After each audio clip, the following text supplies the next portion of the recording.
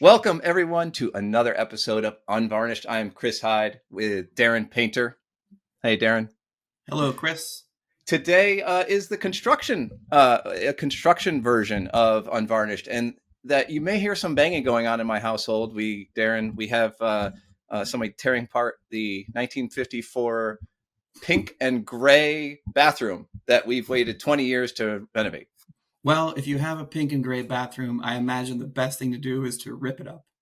And that's what we're doing. So you have that sound. I have a bird outside of my window that's going to provide musical background maybe for the entire time that we're talking. This is going to be interesting. Linda, do you have anything going on in your background right now that you want to share? I do not, but I could probably find something if you need something. No. Thank you for being the only professional on this call. That's fine. And that, for the audience who may not know, that is Linda Bishop from Thought Transformation, our wonderful guest today. We're going to be talking a little bit about a book that she just wrote and hear a little bit about what she's seeing in the sales landscape in digital print. So, welcome. Yeah, and I should add, Chris, that she just did a great job on a D-Scoop session that a bunch of people attended. Didn't we have like 100 registrants or over 100 for that? We certainly did. And that sort of felt like a workshop. We'll make sure that we include the link to that recording, that replay, down below, as well as the link to get Linda's new book, which is officially called the ChatGPT Sales Playbook, don't forget the colon, Revolutionizing Sales with AI. And it floors me that someone who has been in the print industry this long and is this good at sales for this long has literally written the book on AI in our industry. So I'm looking forward to tackling that too. So Linda, so glad you're here. Thank you. I'm excited to be here today, Darren. Let's start right off with the first question, which is, why did you write the book on ChatGPT? Let's start with that. So I have had a passion project in my world for a long, long time. And it goes back to when I sold printing. When I sold printing, there wasn't a lot of formalized training. There weren't things like the D-Scoop. There was the printing associations, and they were helpful. But I can still literally remember the day in my career where I went in to ask my then boss, the VP of sales, hey, somebody just told me they already have a printer. What do I say to that? And he could not give me a good answer. It was a sinking feeling as I walked back to my little cubicle to continue making cold calls, thinking, if he doesn't know a basic answer to that, how am I ever going to learn to sell? And that became the starting point of my journey to learn to sell. And I have an accounting degree and then a master's in marketing. So that accounting degree is not like, hey, we're looking for a salesperson. Do you know any good accountants? But it was always really useful because when you have an accounting degree, you just count everything. You count how many calls you make before you get a meeting. You count how many meetings it takes before you get an opportunity. You count how many opportunities it takes before they turn into a client, and you count how many jobs you have to do for that first-time client before you are one of their regular suppliers. So all those things weighed into my journey in sales. So fast forward to where I'm at now and my passion project. I have always thought that there has not been a good book. There's tons of great books on sales, but for that startup B2B salesperson in an industry like printing, where there's not a lot of training for how to sell, and you have to do a lot of things yourself, find leads, get meetings, turn the meetings into opportunities, close deals. When you think of all the selling skills, there's a lot of selling skills. So my passion project was writing a book called Sales Startup, which covered the A to Z. What do you need to do to start up for your first few years in a B2B sales environment? So I wrote that book. I edited that book. I poured my heart and soul into that book. And then AI came along and it was obsolete. So I knew I need to rewrite this book, but I also knew I needed to not ignore AI. And, Darren and Chris, you can probably remember when, the first time that people started to debate would a client open an email and accept a meeting if you just emailed them. And then it came along with texting. And then it came along with social selling. I mean, we've seen seismic changes that I was too dumb to recognize the first time around in my career that impacted how people sold. But AI is really, I think, bigger than anything that I've seen up till now. And it is a lot that I've seen. And the reason why I think it's so big is because this totally levels the playing field. You can be an amazing sales professional that has 20 years of skills, and yet here some person 1 year out of college can go and collect all the information that you might have in your head to create emails, to go through a smarter discovery period, to plan a better meeting, to do better follow-up, to cross-sell and upsell, all these different things, answer instructions. AI can help you do all that. And that is what nudged me to write that book. I realized I needed to not ignore it, but to learn how to do it. Just wondering, is any of the other book that you sort of had a manuscript and poured your heart and sweat into, does any of that sort of weave into this, or was that puppy scrapped and lives in a folder on your computer that you don't want to look at anymore? No, that's a great question, because here's the thing that I think sometimes people miss about AI. Right now, and I'm sure both of you are getting lots of badly written AI emails right now, or badly written AI pitches through LinkedIn. AI is not a substitute for human intelligence, for understanding, what motivates people, what causes an emotional chord to strike, and where people say, this is a pain point for me, and today's the day I'm going to talk to somebody new. So the book is still valid, because it's just that now what I need to do is I need to go in and do the same thing I'm doing for my clients and with the people I train. Now you need to layer in AI into how you sell.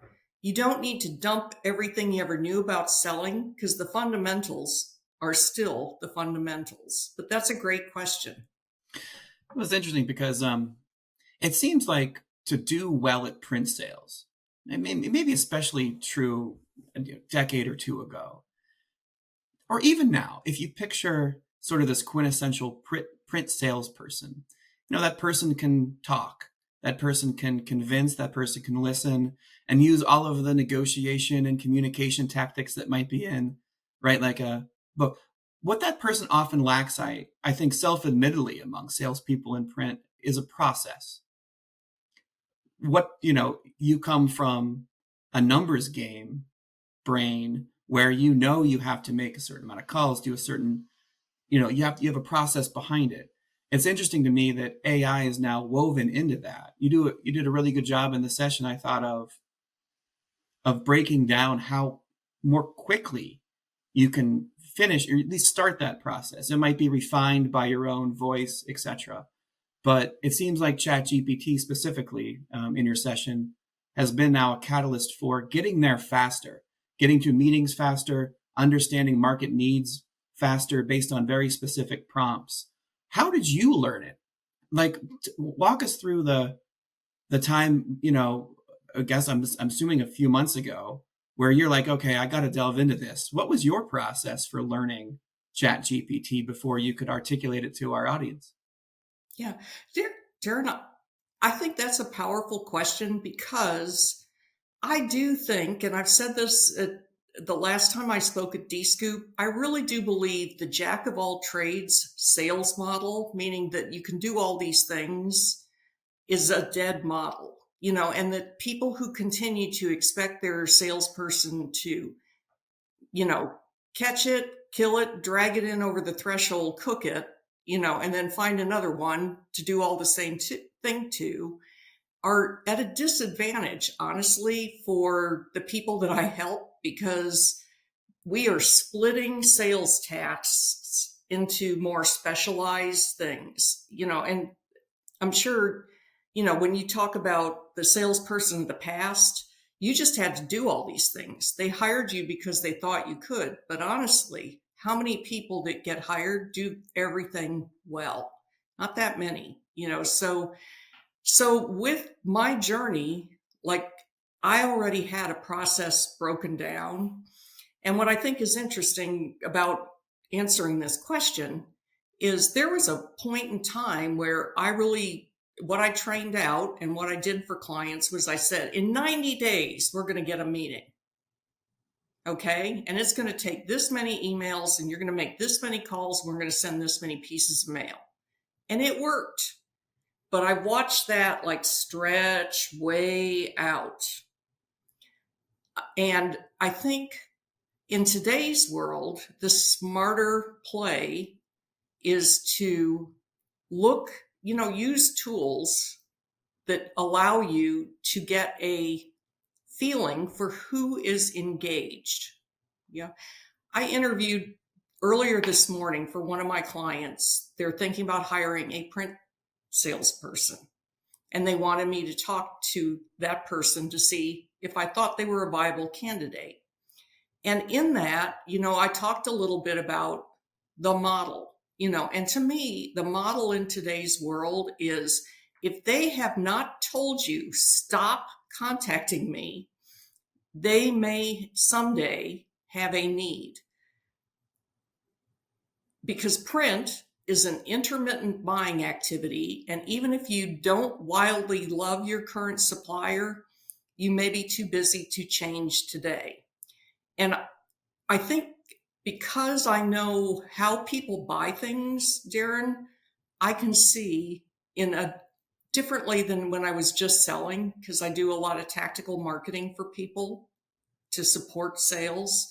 I can see how much easier AI makes it, and I will tell you, literally right before this meeting, for one of my clients that is not a printer, but wants to print, I've told them, you need to do direct mail. We need to be printing postcards. It's a way to get in front of people. The average person maybe gets 15 to 20 pieces of mail a week in their office environment. The average person gets, 100 to 200 emails a day in their office environment. Direct mail stands out. They've listened to me, but I was using ChatGPT to sharpen my hook on my postcard, as opposed to, a year ago, I would have sat there and stared at it for another 30 or 45 minutes, and pushed it to my designer already, because I think that's this is the advantage for the people that wanted to learn about this, that there's so many ways to use it. But if you're smart already about doing your job, you're going to use it better right from the beginning. Because ChatGPT is not going to teach you what good is. Chris, did you enjoy as much as I did the specific prompts that Linda used during that session? Absolutely. Because I've only used, I don't know, Chris, if you've used ChatGPT to generate artwork and other stuff for D-Scoop and other people, but when I've used it primarily as like a starting point, as a way for my cursor to stop blinking without a blank screen. I have to go back and sort of refine it, but it seems like the more specific the prompts, the better. And I am certainly a novice when it comes to that. And I think a lot of people who are using ChatGPT initially they're thinking, okay, I need to write an email and this can do it for me if I give it enough instruction.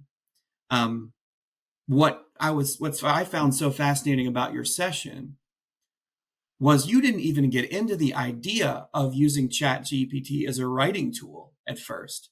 It was more about impersonating a buyer, figuring out the questions to ask, getting a meeting. You're using ChatGPT for all of those like pre-communication processes. Can you talk about the importance of that?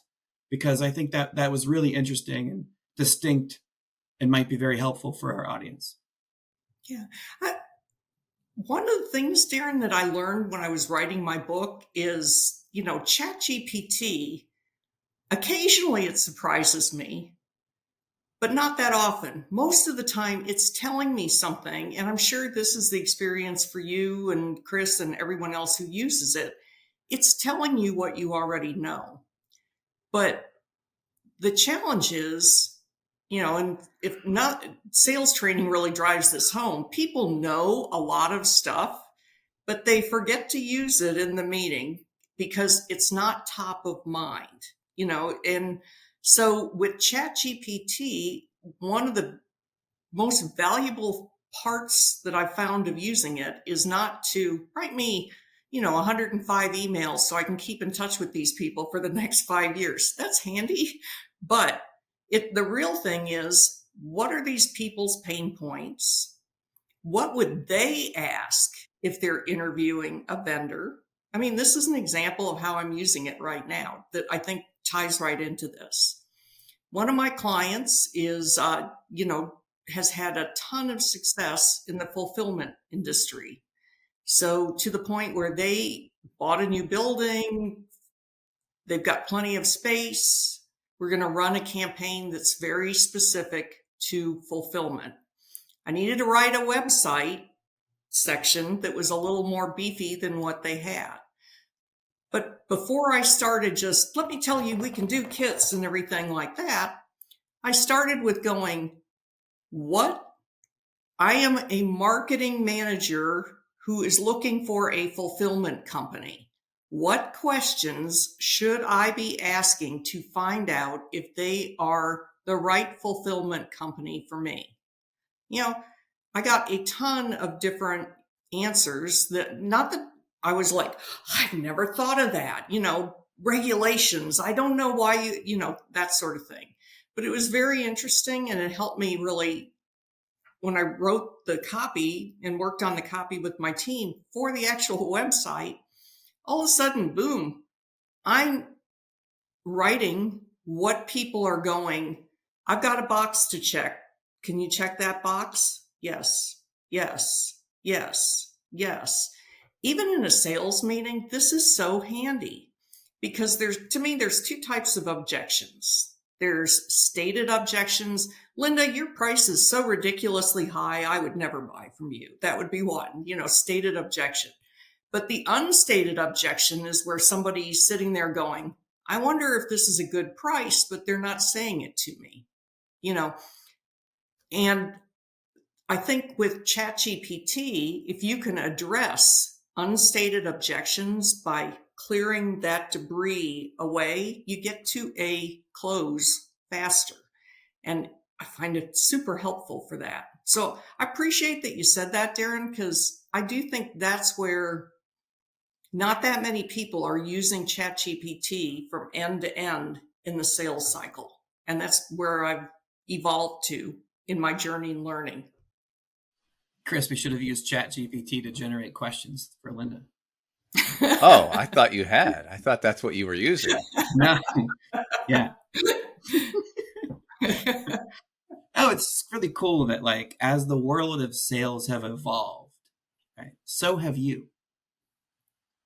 Like you personally, I feel right? And that's a neat thing. But here's my question. Even with that evolution, what hasn't changed since ChatGPT, social, all those other things? What is still the bottom line, that's written in stone, that it's just part of sales? What hasn't changed?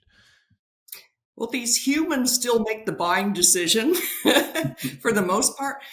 And let me use this as an example, because I feel like this is where, again, Darren, to go back to what you said about having a process. I love a process because a process makes me more accountable to circle back to things.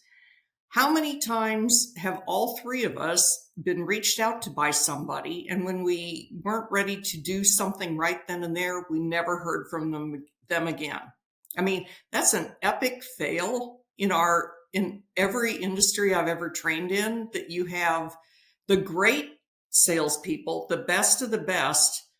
They are relentless at circling back. The average people do it if somebody was pretty nice to them, and, they feel like there's an opportunity, and bad salespeople think that you're supposed to be the one call close. So I think with what hasn't changed is you still need somebody to rah-rah you on and want you to win. You still need to build a relationship. ChatGPT can offer you tips from now till hell freezes over on that, but you still have to do the same thing, Chris, that you did 20 years ago, 30 years ago, 50 years ago, that Zig Ziglar would have advised us to do, or whatever. You have to have respect and recognize you're selling to somebody, and try to get inside and think about how your actions look to somebody else, because I think that's part of maybe what makes me a good salesperson is I don't really have a problem trying to think about how my actions are going to look to somebody else. And I do not always succeed on that front, but I'm self-aware enough to know when, whoa, it's been a long time since I reached back to somebody. I better get my act together and reach back if I ever want to sell them, So empathy and self-awareness. Mm-hmm. All right. I dig that. With a tinge of listening, I feel like, there's that shift of point of view that I think all good salespeople have, that they're not talking about themselves or even their products and services. They're talking about those things through the point of view of a company or someone else. Seems like such an easy thing to say, and sometimes a very uncommon thing to do. I feel like the worst sales I've ever made was where I went into super salesperson mode and sold somebody something they never should have bought. Right. We were never happy. We were like the couple that got, the quickly married and then kept regretting it, whereas the best relationships were where you felt like you were in it both to win it, and the two of you, were trying to decide if you were truly a fit. And if you're truly a fit, then there is no better profession than sales. You just feel so good because you've literally helped somebody be better off in their life. That's awesome. I'm going to circle back to that comment you made about sales specialization or sales process specialization, where the sale is getting, and then subsequent steps are being broken into pieces and specialized. Can you talk a little bit more about what you're seeing and how people are handling that? Because most people are, like you said, are still thinking salesperson, wearing all those hats. What are people doing on the personnel side? Who's absorbing each one of those parts of the process? Well, I think I've got a few of, my clients or people that I really like that and have had long-term, client and also friendships with, that I feel like are doing things a lot differently, than the average thing that's out there. Some people have literally hired people who are business development specialists. These are people who know how to, and are not feeling like I have to get an opportunity today. They know it's what their job is to call, email, do a little more of the strategic selling, account-based marketing, whatever you want to call it, for specific accounts. There are people out there that I'm watching do that. Then for some of my other clients, It's a matter to me of how can you throw more things in at the top? And by the time you have the salesperson go to see them, it's a warmer lead, meaning that they may not have actually accepted a please meet with me invitation, but they've been opening your emails. They've been clicking on links to look at things on your website. They've been downloading whatever lead magnets you've created.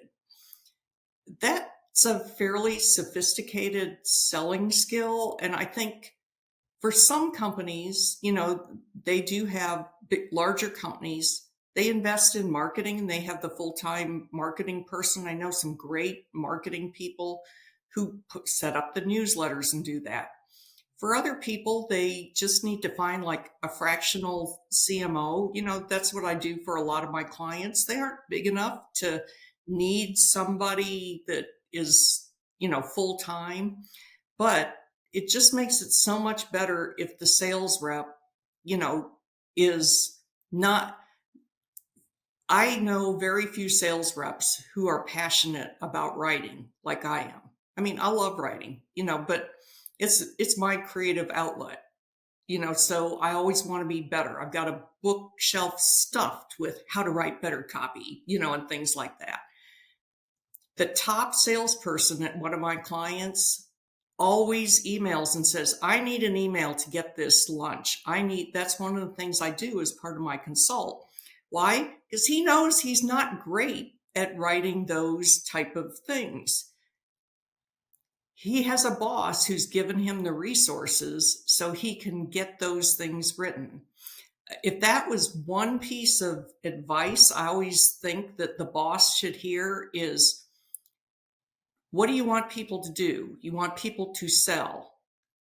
How do you define selling? I personally define it as you are in front of somebody, trying to get an opportunity. You are understanding their needs. You are going through the process of discovery. Everything else is like just the get a meeting skills. It's a different skill set. So I think if you can figure out how to do that without necessarily making every salesperson do it, you'll get a lot more of it done. It will probably be done better. And then your salespeople can jump on the opportunities that pop up from that. So does that sort of, Chris, what do you think as I say all that? Because you talk to as many, if not more people than I do. What's working in the background. Yeah, that's kind of why I asked, because I had heard that from a few other sales coaches as well, and some PSPs, that they have that division of business developer and then sort of salesperson / closer. And then I just wanted to hear if you were, corroborate the story. Basically, is that what you're hearing? And then I did like a follow-up question. So that business development person, does that trickle in? You see a lot of them trickling into the marketing side. So are they the ones creating lead magnets? Are they the ones creating landing pages? Are they doing a little bit are they dabbling in what we would consider, marketing as well? Well, that's a great question, because in your perfect world, somebody who does business development can understand both sides of that coin. That would be the perfect world. However, there's not that many marketers that I've met that really have an in-depth understanding of sales. This is an example, but again, I know in sales at this point, and I tell my clients this all the time, you can't just send them a random one-off email once a month and think anything's going to happen, But if you talk to a lot of marketers who are used to running a newsletter, that is, that's not a mindset. The market till they tell you go away, is not necessarily a normal marketing. They're marketing to get people to be engaged or to click or to do something. So I think you've got to just be prepared to train people up, and use the tools, the resources like DScoop. There's a lot of, this is an example, but like Bill Farquharson has the Sales Vault. The Sales Vault is a compelling compendium of all sorts of information related to selling. If you were a marketer and you had access to Bill's Sales Vault, you would do a better job of probably understanding, again, the outbound view that you need to have of the world, not just telling people, here's the benefits, but thinking about why would they change? Sales is all about change, which is a little bit different than, maybe the marketing focus. I mean, Darren, what do you think as we say all that? I agree with all of it. The idea of the cardinal rules of selling are always true. The listening, the understanding, the point of view shifts, coupled with now a gazillion options to do that is a fascinating thing. I've never sold anything. I sold some plants when I was 16, 17 years old, terribly. I worked at a plant nursery, didn't need to know any of this stuff. That's the last thing I've ever sold in my life. But I've talked to people who have sold print for the last 20 years. And it's fascinating how the better ones are able to get a ton of meetings that seem so customized so quickly. I don't know. It's fascinating. So, beyond that, I don't have too much insight. I just appreciate getting it from people like you. Although I do have a question for all three of us, I think, which is in 5-10 years, when we're talking about AI, I wonder if the person who is running the brand marketing at companies that D-Scoop printers are trying to get business from, so the target person there, I wonder if that person has to have a command of ChatGPT and AI tools in a way that would make consultants like you, Linda, really, really valuable if you could teach them how to do that. I wonder if creative jobs like ours are on the chopping block with AI a bit, and the sense that if we can command AI, we're in a much better shape than if we can't. I feel, I don't know, personally, I kind of wonder if you feel, I feel a little, the squeeze of learning this faster than I have already, if that's fair. I don't know about you, Chris. Are you concerned? Is AI a shadow over your head? Or have you delved into it in a way that you feel like your job is sustainable in 10 years? It's an interesting question for creatives. Yeah. I mean, yeah, if that was directed at me, yeah, it's absolutely a question for me. Whether or not I'm Yeah. on a chopping block, I don't know, Yeah. because I'm not sure I'd have to ask it from the client side. Do they feel as though they'd rather interact with ChatGPT or some other technology versus working with a creative professional who can harness that for them? Yeah. There's good. Because that's what I would consider myself, is that go between. I'll figure out the right process by Yeah. which to deliver your messaging, whether that's Right. using AI or whether that's using Darren Painter Right. or Linda Bishop. Yeah. So I would be the arbiter, the curator of some sort, and I think that's where my job as a professional sort of sits. It's I could help you be the curator of and the person to develop your personality of your brand, which I'm not sure Chat GPT is quite ready for. Yeah. And it's Yeah. probably not. I mean, I'm sure there's tools that can mimic that right now and being developed, but as far as something that's going to always step back and uh, kind of interrogate what you're putting out there to make sure that it's consistent and on brand. Yeah. Whereas I think ChatGPT and a lot of those tools, even if you give them prompts that say, this is who I am, and always keep that in mind, despite that, it tends to deliver results that are like new. So Yeah. versus Yeah. consistent. So, and that's what I see now, whether that changes.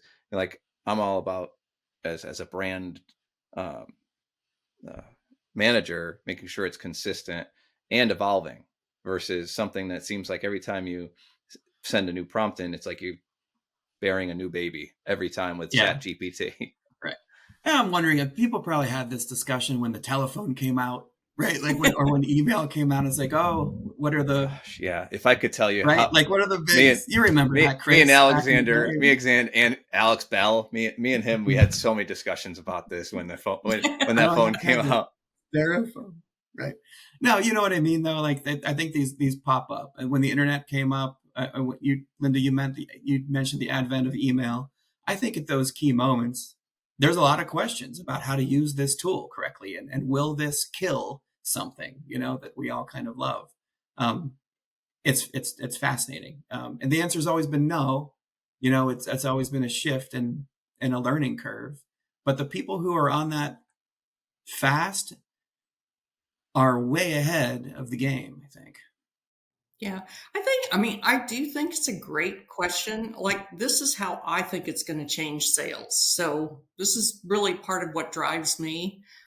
And sales has been changing in this way for the last 15 years, I think. At one point in time early in my sales career, what I needed to be was a walking brochure. I would come in, I would explain what people could not find otherwise about, what we could do as a printer, and people would make decisions based on how well I delivered that information. Now people can search for exactly what they need, and there's more information out there than we ever probably imagined that there would ever be, certainly than Ben Franklin ever thought about when he was running his printing press. But where I think sales is going to evolve to, and this is again what you want to be thinking about and planning for, and even learning the skill for, Darren, to just say that it's a skill set, is if people are going to now look at your website for the answers they used to get in the first 3 sales calls, what needs to be on your website? That was part of when I was rethinking the fulfillment compared to, my sketchy little page that I had. Now, at one point in time, now I'm going, they're going to want to know more. Your website is your first point of sale for most companies. And it will be a lot different with ChatGPT if you know how to use that tool, just because you can do more frequently asked questions. To just say this, one of my SEO experts is always telling me, you need to put more frequently asked questions on this person's website. That is just like, I swear, I've never had a meeting about the numbers where somebody hasn't looked at me and said that. But now I can get, I had somebody literally on my team for one of my printing clients they came up with, I think my SEO guy came up with like 100 questions. He doesn't know printing at all. He just knows SEO, but he knows how to use ChatGPT, and then bounced him over to somebody who does know printing to go through the ChatGPT exercise and then polish that, which I think is interesting, but that eliminates a whole, do I need to contact you, or can you just answer this on your website? So when you're finally coming in there, it's like to sell or to do a creative discussion on something. I actually think it's a more interesting strategic discussion because they already know a lot of the basics. You don't have to start educating somebody from scratch. They've probably looked it up and read about it if they feel it's important to them.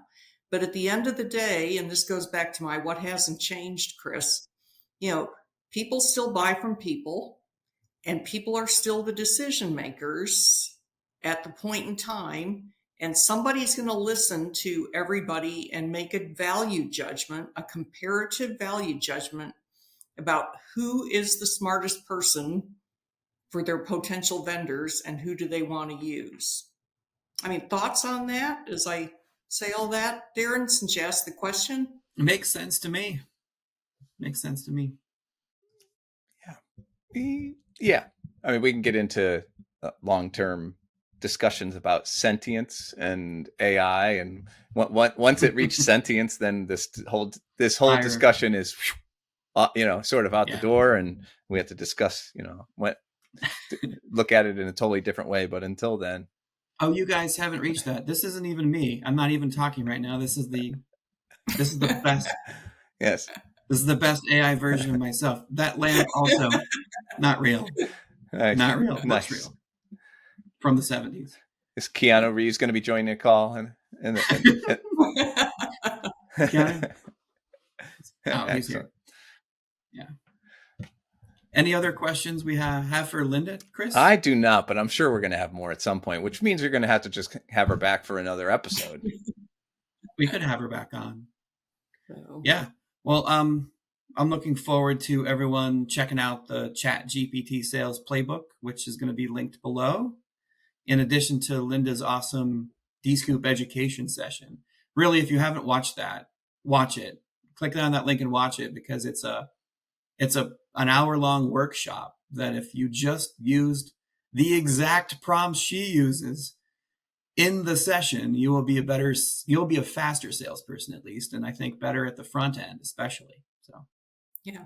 If I can say this too, like part of why I picked that topic is because my top salesperson at one of my clients, who sends me an email when he wants a decent email written, he has sold, literally, I've watched him sell over the years, hundreds of thousands of dollars of print to people who had new product introductions, and rebrands.